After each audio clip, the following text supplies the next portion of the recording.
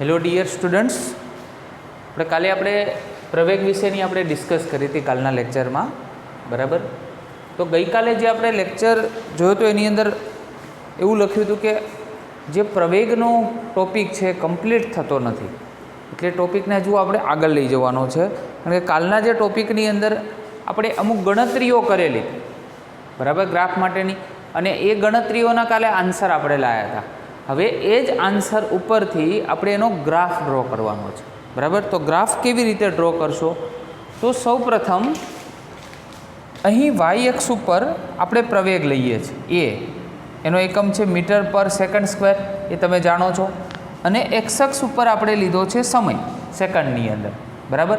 તો એકચ્યુઅલમાં શું થાય છે કે અહીંયા સૌથી પહેલાં આપણે પહેલો ઇન્ટરવલ જે લીધો હતો, ટાઈમ ઇન્ટરવલ 0 થી 10 સેકન્ડ માટે, એટલે 0 થી 10 સેકન્ડ માટે, બરાબર, કાર છે એ કેટલા પ્રવેગથી ગતિ કરે છે? તો 2.4 મીટર પર સેકન્ડના પ્રવેગથી ગતિ કરે છે. એટલે જોજો ખાસ, ક્યાં સુધી જવાનું છે? 0 થી 10 સેકન્ડ. એટલે ગ્રાફ કઈ રીતે ડ્રો કરીશું? તો પહેલાં તો 10 સેકન્ડ છે અને અહીંયા આપણે 2.4 આપેલા છે, બરાબર. તો આ રીતે તમારે પહેલાં તો બંનેને અહીંયા આ પોઈન્ટને મર્જ કરવાનો થાય, કારણ કે 10 સેકન્ડ ઉપર પ્રવેગ આપણો 2.4 છે, બરાબર. એટલે પહેલા ગ્રાફ આ રીતે જશે, ઓકે. પહેલો આપણો ગ્રાફ છે એ કંઈક આ રીતે જશે. પછી બીજા સમયમાં, એટલે કે 10 થી 18માં, તો 10 થી લઈને 18 સુધી, તો કંઈક અહીંયા સુધી, બરાબર. ત્યારે ફરીથી આપણે ચર્ચા કરીએ તો કેટલું છે? 0, બરાબર. તો 10 થી 18 એટલે એ દરમિયાન 0 છે. એનો મિનિંગ એવો થાય કે કાર છે એ આ 0 લેવલ પર આવે છે, બરાબર, અને 18 સુધી આ 0 પર જ જાય છે. અહીંયા કોઈ પ્રવેગ જ નથી, એટલે આ 0 લેવલ થયું કારનું, ઓકે. સમજણ પડે છે? પછી 18 થી 20 સેકન્ડ, એટલે 18 થી 20 સેકન્ડ એ દરમિયાન શું થાય છે? એનો પ્રતિપ્રવેગ ઉદ્ભવે છે. અને પ્રતિપ્રવેગ જે તમને આપેલો છે કેટલો છે? -12. હવે -12 છે એટલે 0 થી નીચેની સાઈડ જવું પડશે, પરંતુ કયા ઇન્ટરવલની અંદર? તો કે ભાઈ 18 થી 20માં, એટલે 18 થી 20ની અંદર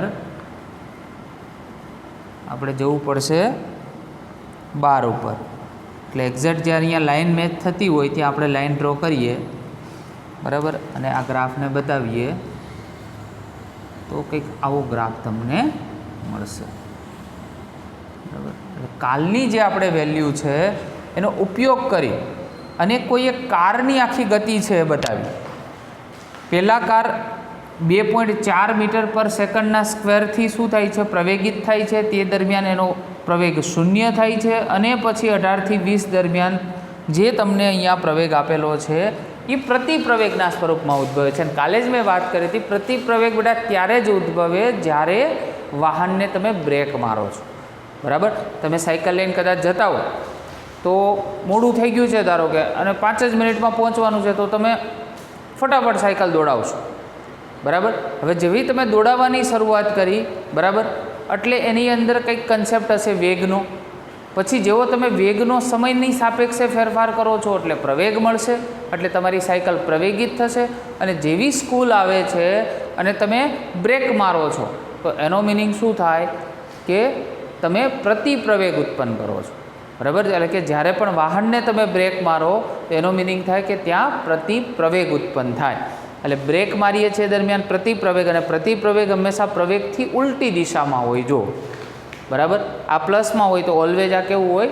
માઇનસની અંદર હોય, બરાબર. તો આ વસ્તુ ધ્યાનમાં લેવાની છે. તો આપણે કાલની કેલ્ક્યુલેશન અને અહીંયા ગ્રાફ એ કમ્પ્લીટ કરીએ છીએ. પછી એની સાથે ને સાથે એક બીજો ટોપિક, જેવી રીતે આગળમાં આપણે તત્કાલીન વેગ અને તત્કાલીન ઝડપ જોઈતી, એ રીતે જ તત્કાલીન પ્રવેગ પણ હોઈ શકે, બરાબર. હવે તત્કાલીન પ્રવેગ કઈ રીતે મળે? તો આગળ જે આપણે વાત કરી હતી એ જ પ્રમાણે આપણે એનું સૂત્ર શું છે? એટલે કે A12નું સૂત્ર ∆V/∆t થાય, બરાબર. વેગનો સમયના સાપેક્ષે જે પણ ફેરફાર થાય છે, બરાબર, એટલે વેગનો સમય દર છે, બરાબર, તો એને આપણે શું કહીએ છીએ? પ્રવેગ કહીએ છીએ. તો આ જે પ્રવેગ તમને ડેલ્ટાના સ્વરૂપમાં આપેલો છે એને તત્કાલીન પ્રવેગના સ્વરૂપમાં જો મારે લેવો હોય તો શું કરવાનું? તો અહીંયા તમને એવરેજ એટલે કે સરેરાશ પ્રવેગ જે આપેલો છે એની લિમિટ લેવાની, તો તમને એ મળે એટલે કે તત્કાલીન પ્રવેગ મળે. અને લિમિટ આપણે કોની લેતા હતા? લિમિટ અહીંયા નીચે જે તમને સમય આપેલો છે ડેલ્ટા ટી ટેન્સ ટુ 0, આનું પણ ઇમ્પોર્ટન્સ આપણે સમજાવેલું છે. તો અહીંયા થઈ જશે ડેલ્ટા વી છેદમાં ડેલ્ટા ટી, બરાબર. ચાલો, તો અહીંયા એ ઇઝ ઇક્વલ ટુ આને આ રીતે લખી શકાય ડીવી બાય ડીટી, બરાબર. તો પાછું એક ફોર્મ્યુલા આપણી જોડે આવે છે તત્કાલીન પ્રવેગનું, ડીવી બાય ડીટી, એટલે કે વેગનું સમયના સાપેક્ષે વિકલિત એટલે કે વિકલન કરો તો આપને પ્રવેગ મળે, બરાબર. તો આનાથી એક કન્ક્લુઝન આવ્યું જે તમારે યાદ રાખવાનું છે. જો એક ચેન હું તમને યાદ રખાવું.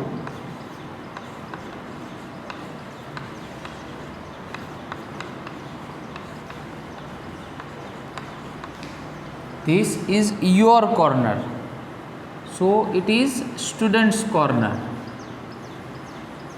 સૌથી પહેલા હોય સ્થાનાંતર, બરાબર. હવે સ્થાનાંતરનું તમે સમયના સાપેક્ષે વિકલન કરો. કોના? અહીંયા હું લખી દઉં છું, સમયની સાપેક્ષે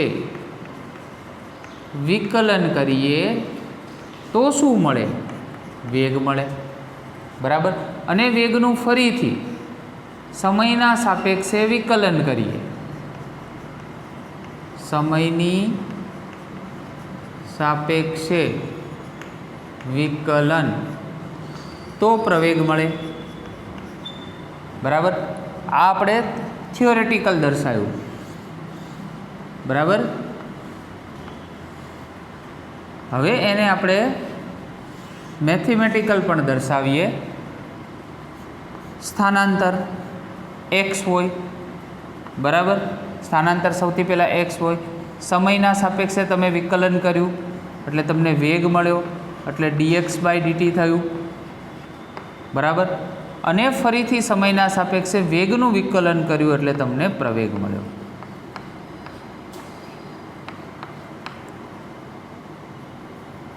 વેગનું વિકલન કર્યું એટલે તમને પ્રવેગ મળ્યો, બરાબર. તો આ જે ફ્લો છે આખો એ તમારે યાદ રાખવાનો છે. એક્સ શું છે? સ્થાનાંતર.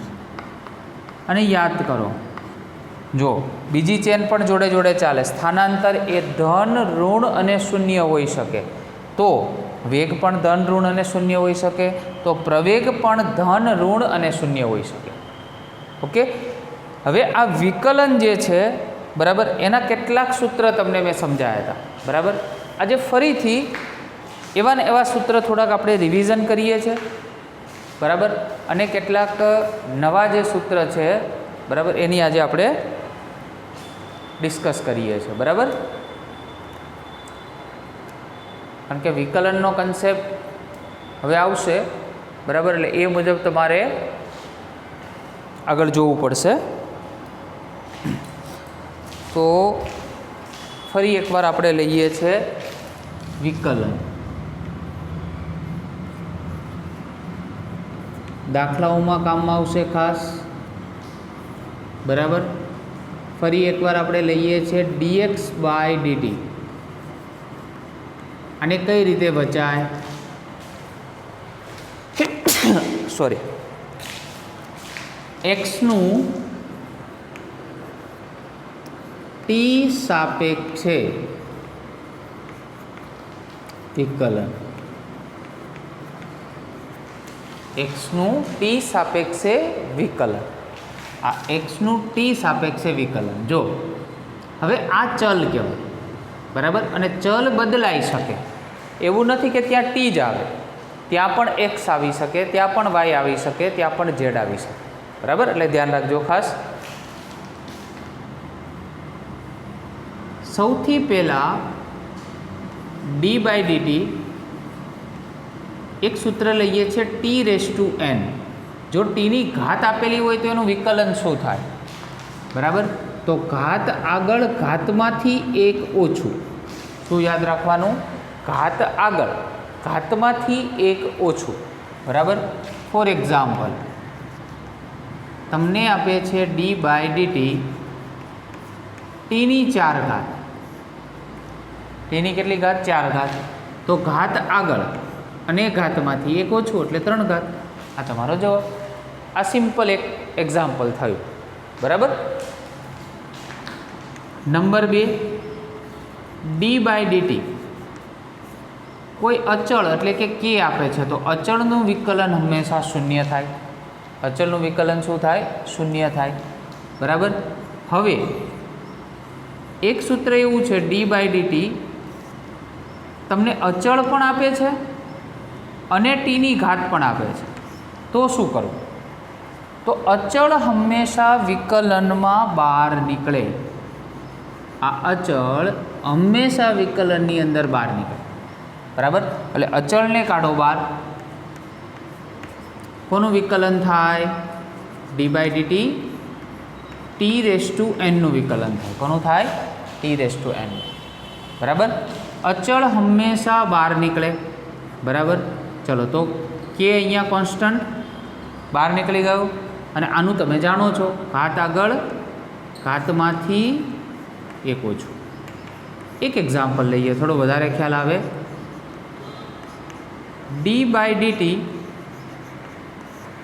2t⁵ બરાબર, તો 2 પહેલાં બહાર આવશે અચળ। આનું વિકલન શું થાય? તો ઘાત આગળ અને ઘાતમાંથી એક ઓછું એટલે 5 દુ 10 એટલે 10 ટીની 4 ઘાત। આપણો જવાબ।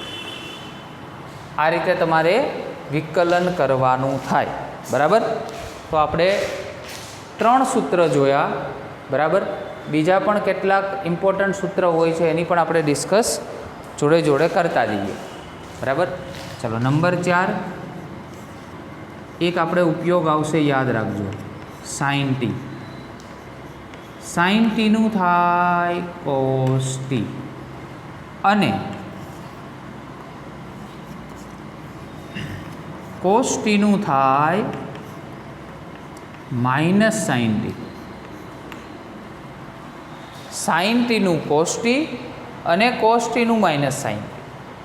એવી રીતે યાદ રાખવાનું। વિકલનમાં ફક્ત વિકલનની વાત કરું છું। સાઇન બિચારા સીધા, શું યાદ રાખવાનું? સાઇન બિચારા સીધા। સીધા એટલે જો સાઇનનું ખાલી કોસ કરીને આપ્યું અને કોસ હંમેશા ઉલટા। બરાબર, કોસ હંમેશા ઉલટા એટલે અહીંયા શું આવશે? પ્લસથી આ પ્લસ હતું એનું શું કરીને આપ્યું? આપણે માઇનસ કરીને આપ્યું। બરાબર, તો બીજા 2 સૂત્ર એની પછી નંબર 6 d/dt સપોઝ તમને e⁻t આપે છે તો e⁻t નું બેટા થાય e⁻t જ, બદલાય નહીં। બરાબર, ચલો number 7 d/dt u × v। u × v no meaning થાય કે 2 તમને પદ આપે છે અને બંને વચ્ચે ગુણાકાર છે, તો શું કરશો તમે? આ 2 પદ આપે છે ને બંનેમાં ગુણાકાર છે તો u dv/dt પ્લસ v અને du/dt। જોજો ખાસ, પેલું પડ્યું રે બીજાનું વિકલન પ્લસ બીજું પડ્યું રે પહેલાંનું વિકલન। ના મજા આવી? બરાબર, હવે મજા લાવીએ। એને કવિતાના સ્વરૂપમાં યાદ રાખો। બરાબર, સિમ્પલ અમુક વસ્તુ કેવી હોય કે આપણે જ્યારે નોર્મલી આમ વાત કરતા હોઈએ, બરાબર, તો અમુક વસ્તુ એવી હોય કે એની અંદરથી એવી કંઈક ફિલિંગ્સ આવવી જોઈએ તો મજા આવે। હું એમ બોલી જાઉં, પેલું પડ્યું રે બીજાનું વિકલન, પછી થોડી વાર અટકું। It is not energetic thing. કંઈક ને કંઈક એનર્જી આવવી જોઈએ તો મજા આવે। જો આ રીતે, પેલું પડ્યું રે બીજાનું વિકલન વત્તા બીજું પડ્યું રે પેલાનું વિકલન। આ રીતે પેલું પડ્યું રે બીજાનું વિકલન વત્તા બીજું પડ્યું રે પેલાનું વિકલન. બરાબર. તો આ ગુણાકારનો નિયમ થયો. બરાબર. એ જ રીતે આપણે હવે જોઈએ છે ભાગાકારનો નિયમ. શું જોઈએ છે? ભાગાકારનો નિયમ. બરાબર.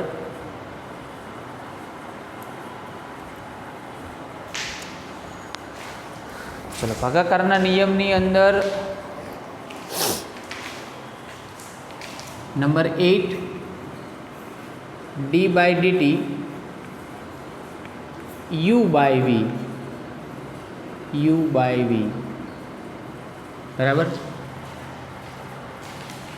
જો વિકલનના સૂત્ર ઘણા બધા છે, પરંતુ આપણે અત્યારે જેટલા જરૂર પૂરતા છે એટલા સૂત્રનો અભ્યાસ કરીએ. જેમ જેમ આગળ જતા જઈશું તેમ તેમ આગળના કોઈ સૂત્ર આવશે એનો પણ આપણે અભ્યાસ કરીશું. બરાબર. ચલો, યુ બાય વી એટલે શું થાય? એટલે ભાગાકાર થયો.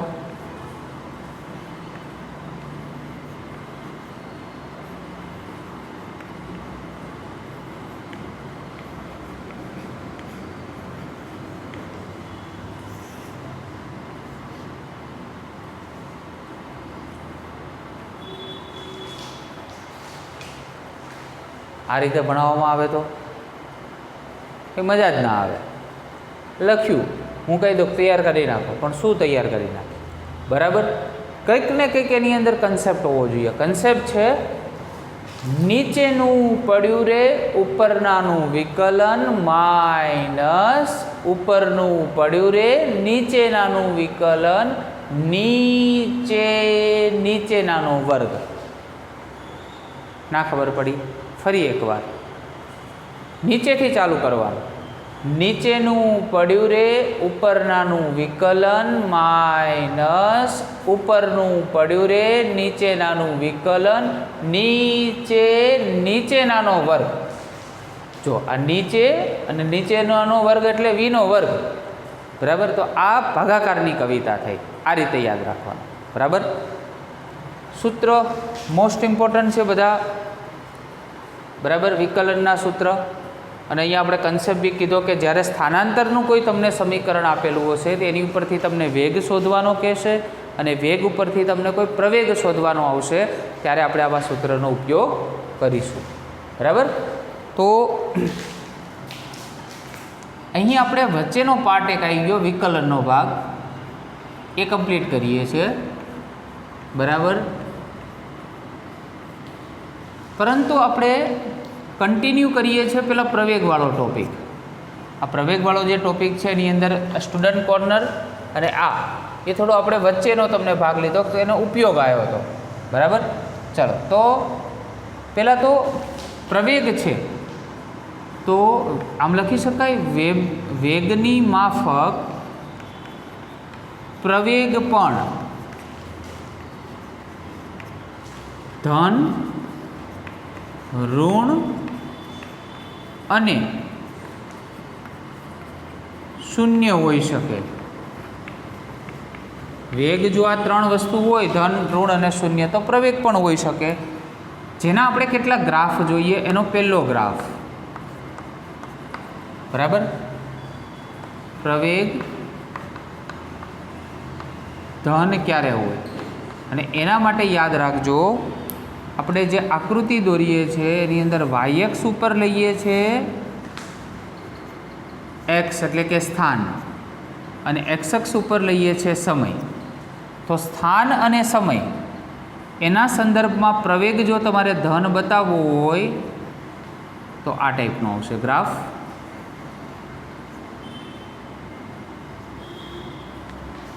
આને કહીશું આપણે સીધો વાટકો.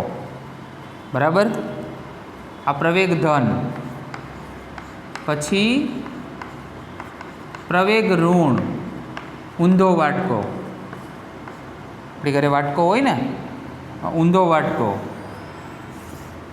બરાબર. ફરી એકવાર અહીંયા સ્થાન અને અહીંયા સમય, ઊંધો વાટકો. સ્થાન અને સમય, ખાસ ધ્યાન રાખજો, સ્થાન અને સમયના સંદર્ભમાં પ્રવેગ. બરાબર. એટલે આવશે ઊંધો વાટકો. બરાબર. અને સૌથી છેલ્લું કે પ્રવેગ શૂન્ય ક્યારે હોય, બરાબર. તમારે જો પ્રવેગ શૂન્ય બતાવવો છે તો એ ક્યારે હોઈ શકે, તો પ્રવેગ શૂન્ય જ્યારે વેગ અચળ હોય. આપણે વાત કરી હતી કાલે, બરાબર. જો અચળ વેગથી કોઈ પદાર્થ જો ગતિ કરતો હોય તો એનો પ્રવેગ કેવો હોય, શૂન્ય હોય, બરાબર. હવે અચળ વેગથી ગતિ કરે છે એટલે વેગમાં સમયના સાપેક્ષે કોઈ વધારો જ નથી થતો. હવે વેગનો સમયના સાપેક્ષમાં વધારો ના થાય તો પ્રવેગ એમાં ક્યાંથી હોવાનો, બરાબર. તો આ અચળ વેગી ગતિ છે, બરાબર. કારણ કે એક્સ અને ટી છે એના ઉપરથી તમે પાછું વેગ મેળવી શકો, બરાબર. અને એક સરખા સમયમાં આ પદાર્થ એક સરખું અંતર કાપે છે એટલે નિયમિત ગતિ કહેવાય, બરાબર. અને અચળ વેગથી એ ગતિ કરે છે એવું કહેવાય ને. જે પદાર્થ અચળ વેગથી ગતિ કરતો હોય એનો પ્રવેગ હંમેશા શૂન્ય હોય. શું હોય, શૂન્ય હોય, બરાબર. એટલે તમને પ્રશ્ન પૂછાય કે પ્રવેગ ધન, ઋણ અને શૂન્ય હોવાના આલેખો દોરો, પણ કોના સંદર્ભમાં, અંતર અને સમયના સંદર્ભમાં. તો આ તમારે 3 આલેખ યાદ રાખવા પડે. ઓકે. તો આજ માટે ખાસ વિકલનના સૂત્ર તૈયાર કરવાના, જી નીટમાં પણ કામમાં આવશે, બરાબર. એઝ વેલ એઝ આપણે જે પણ તમારે કોઈ પણ વેગ અને પ્રવેગ, બરાબર, એ શોધવાના દાખલાઓ છે એની અંદર તો મોસ્ટ ઇમ્પોર્ટન્ટ છે. એટલે સૂત્ર આજે ખાસ ફોકસ કરવાનું છે અને વ્યવસ્થિત રીતે લખી અને તૈયાર કરવાનું છે. Okay. Thank you very much.